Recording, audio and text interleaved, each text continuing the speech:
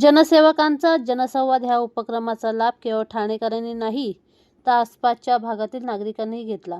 अन्यायग्रस्त, वंचित आणि दुर्लक्षित नागरिकांच्या सुमारे 70% समस्या सोडवण्यात यश आल्याची माहिती आमदार संजय केळकर यांनी दिली. कोपट भाजपाच्या कार्यालयात सोमवारी 100वा जनसेवकांचा जनसंवाद हा कार्यक्रम आयोजित करण्यात आला होता. शतकी उपक्रमानिमित्त उपस्थित महिला पदाधिकाऱ्यांनी आमदार संजय केळकर यांचे औक्षण केले. फुले उधळून त्यांचे जंगी स्वागत करण्यात आले. ह्यावेळी केक कापून शतकोत्सव साजरा करण्यात आला. यावेळी माध्यमांशी बोलताना आमदार संजय केळकर म्हणाले, नागरिकांच्या तक्रारी सोडवण्यासाठी भाजपाची जनता दरबारची संकल्पना जुनी आहे. आता जनसेवकांचा जनसंवाद ह्या उपक्रमाच्या माध्यमातून जनतेच्या समस्या सोडवण्यात येत आहे.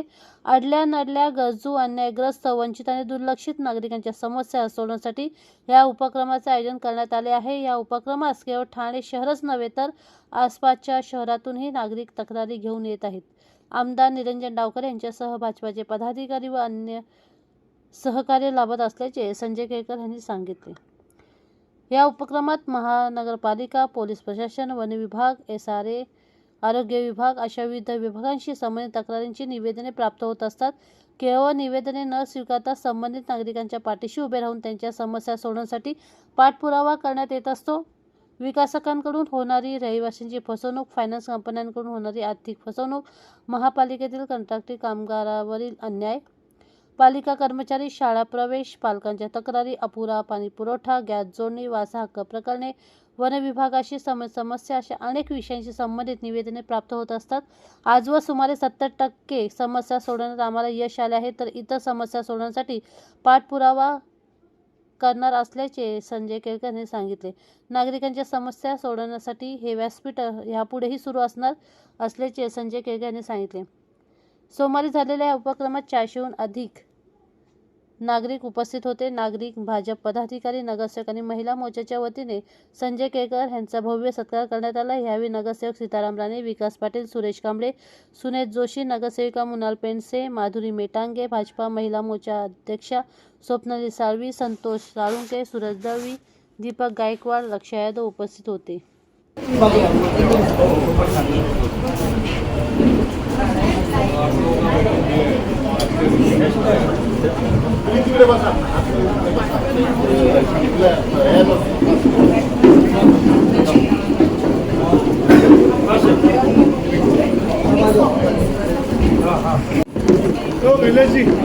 इकडे बसतात का या SR लक्षात नाही. इकडे बसूया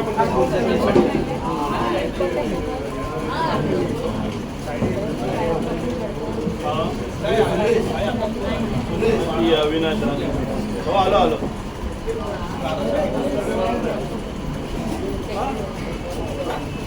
फोन करता हूँ आपको.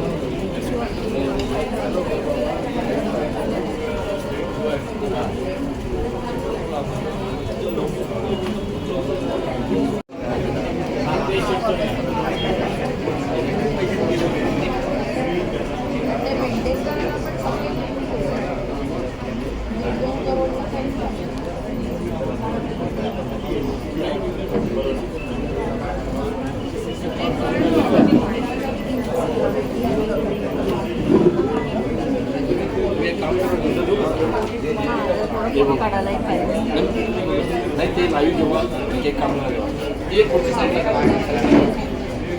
थोडी मागे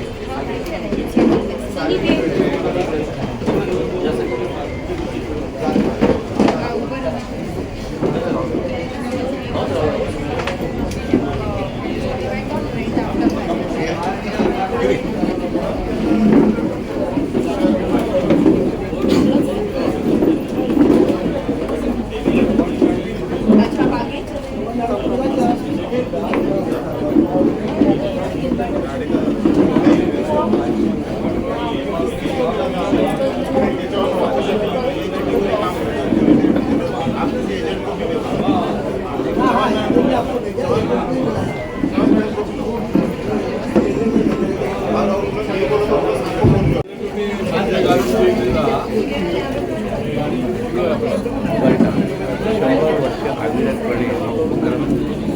अटकपूर्ती झालेली आहे.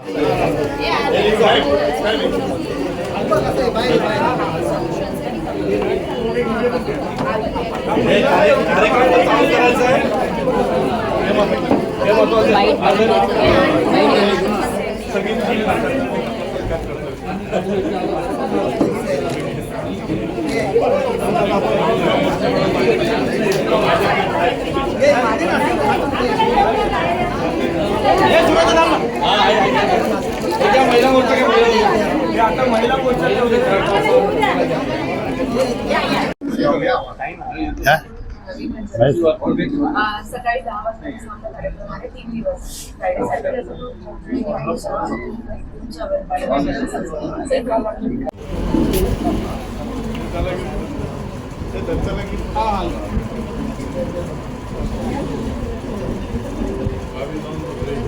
हो साहेब थोडं कार्यक्रम चालू होता काम करत नाही हे सुरू होतं. हॅलो हां कोणी साहेब कार्यक्रम होता ना साहेबांचा महिला मोर्चाच्या स्वप्न आज आपला म्हात्रे असतील ठाण्याचे जे जनसेवक आमदार माननीय श्री संजयजी केळकर साहेब यांनी ठाण्याच्या विशेषतः नागरिकांसाठी आणि कार्यकर्त्यांसाठी पण जनसेवकाचा जनसंवाद हा उपक्रम सुरू केला. त्या उपक्रमाचा हेतू हाच होता की अनेक समस्या आहेत नागरिकांच्या त्या एका ठिकाणी बसून ते ऐकून त्या तिथल्या तिथं सोडवण्याचा जो प्रयत्न होता.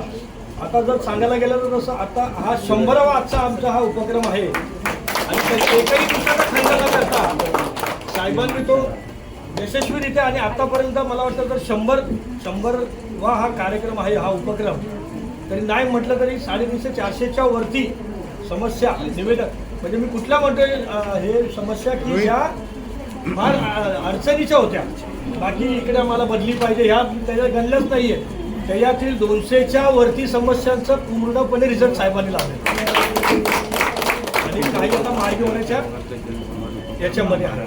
तर आज त्यामुळे आज आम्ही कार्यकर्ते ठाणेकर नागरिक आणि हा जो महिला वर्ग आहे आम्ही आज सगळ्यांनी आज एक म्हणजे साहेबांना याची कल्पना नव्हती. आज आम्ही असं ठरवलं की आज शतक महोत्सव म्हणून आपण साजरा करूया आणि ह्या आपल्या सर्वांच्या उपस्थितीमध्ये आमचं सुरज असेल राणेसाहेब असतील आमच्या महिला मोर्चाच्या सोनालीताई असतील कैलास मंत्री नगरसेवक आमचे विकासजी पाटील आमचा दीपक गायकवाड असेल आणि आमचे सर्व ही जी टीम आहे यांच्याकडनं आम्ही साहेबांना अगदी मनापासून शुभेच्छा देतो आणि आपल्यातर्फे मी शुभेच्छा देतो की असंच आपल्या हातून कार्य घडत राहो आणि आपल्या सर्वांच्या वतीने मी पुन्हा एकदा शुभेच्छा देतो. आणि हा जो आवडीने आम्ही कार्यकर्त्यांनी सगळ्यांनी मिळून जो हा केक आणलेला आहे हा आपण शतक महोत्सव म्हणून आमच्या उत्साहात साजरे आणि याच्यानंतर केक कापल्याच्या नंतर आपल्या सगळ्यांच्या तर्फे प्राथमिक हा एक साहेबांचा सत्कार होईल आणि मी साहेबांना विनंती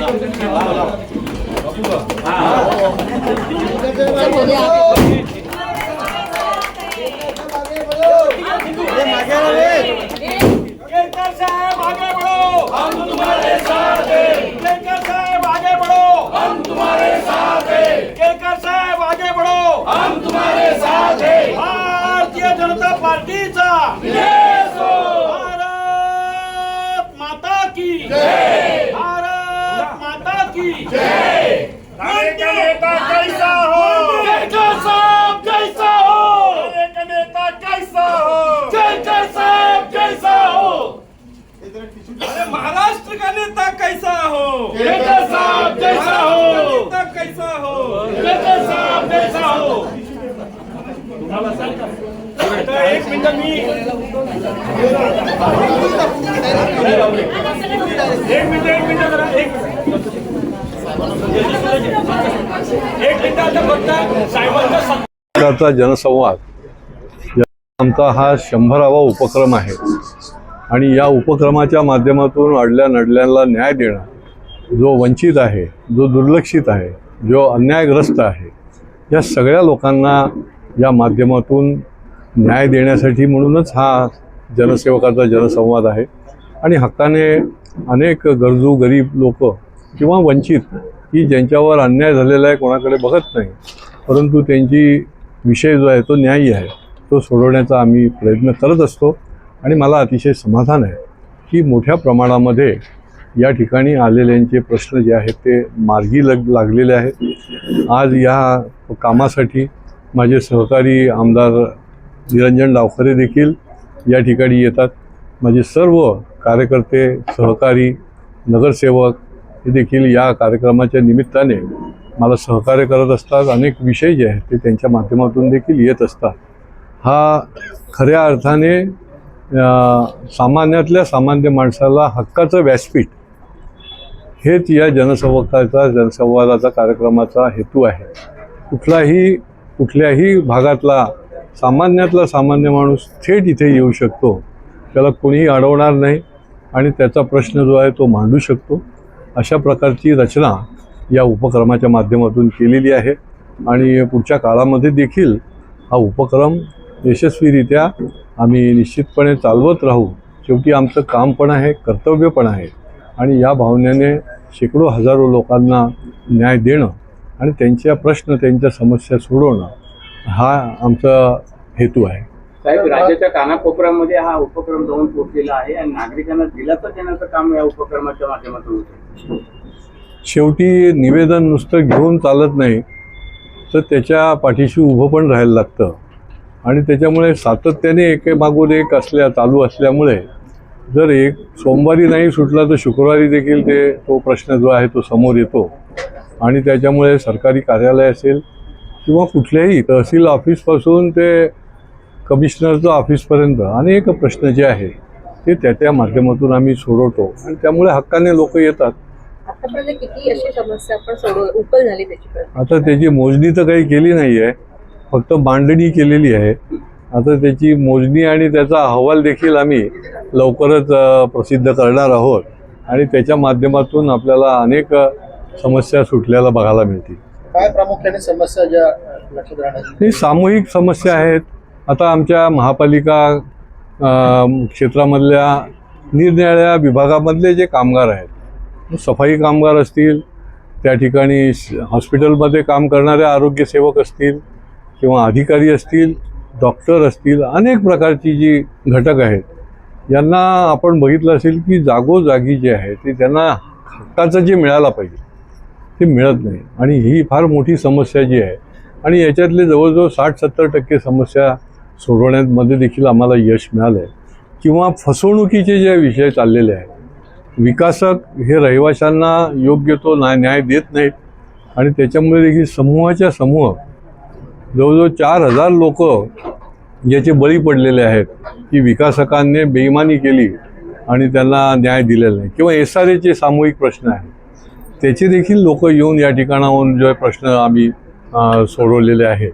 अशी विविध शैक्षणिक असतील, सामाजिक असतील किंवा काही क्षेत्राचे असतील. आता परवाच बघा, वन विभागाने गेट लावून टाकलं आणि तिथल्या हजारो लोकांचा रस्ताच बंद झाला आणि रस्ता बंद झाल्यामुळे त्यांचं दैनंदिन सगळंच बंद झालं होतं.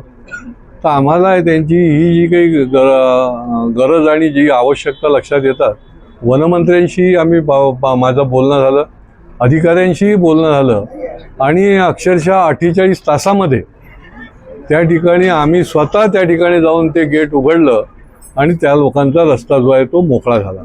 अशा काही तात्कालिक गोष्टी ज्या आहेत त्या देखील आपण या माध्यमातून सोडवू शकतो. पण कुठेतरी व्यासपीठ पाहिजे आणि हे व्यासपीठ जे आहे ते निश्चितपणे पुढच्या काळामध्ये देखील सामान्य लोकांना उपलब्ध राहील.